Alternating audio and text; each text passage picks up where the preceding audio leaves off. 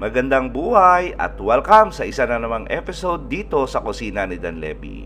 Yung simpleng ginisang kangkong or adobong kangkong nating mga Pinoy, gawin nating kakaiba, gagawin nating Taiwanese style. Magluluto tayo ng stir-fried water spinach with hoisin sauce.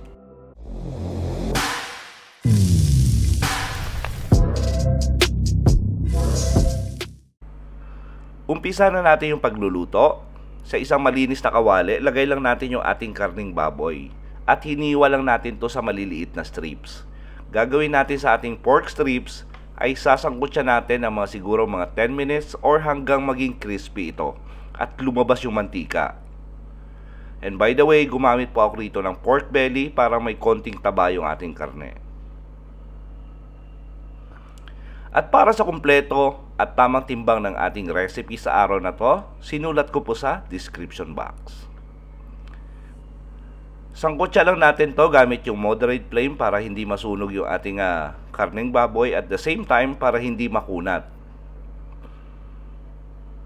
Ngayon pag golden brown na at crispy na, lagay na natin yung ating sliced garlic. At yung bawang natin, in-slice lang natin yan. Ngayon kung gusto nyo ng hiwain nyo ng pinong-pino, na sa inyo po yan. Stir fry lang natin yung ating bawang hanggang maging light brown. That's approximately mga nasa 2 to 3 minutes.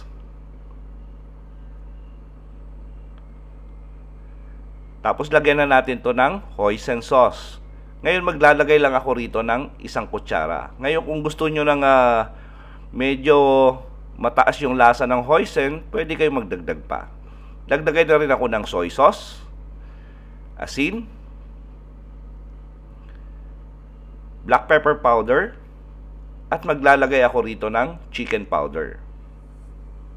Ganyan lang kasimple, ganyan lang kadali yung ating recipe.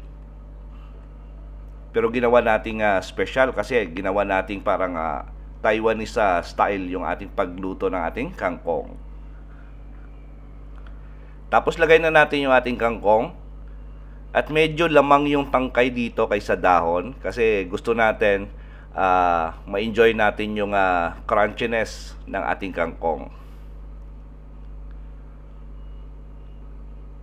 Yung iba dito ginagawa nila, binablanch muna nila yung kangkong nila sa mainit na tubig or sa kumukulong tubig. I do recommend na wag nyo nang gawin yon kasi masyadong magiging sagi, sobrang lambot ng kangkong. Pwede nyo naman igisa ng diretso. Halu-haluin lang natin. Tapos pag okay na yung ating kangkong, lagay tayo ng sesame oil. Tapos haluin lang natin for few seconds. Tapos pwede na natin to i-transfer sa ating serving plate at i-enjoy yung ating stir-fried water spinach or ginisang kangkong. At sigurado po akong nagustuhan nyo yung ating recipe sa araw na to kasi napakadali lang pero napakasarap. Kaya kung nagustuhan nyo, please like and share this video. Tapos kung bago po kayo sa ating kusina, please don't forget to subscribe at pindutin yung notification bell para updated kayo sa mga susunod pa nating masasarap na recipe. Salamat sa panonood at ito ang kusina ni Dan Levy.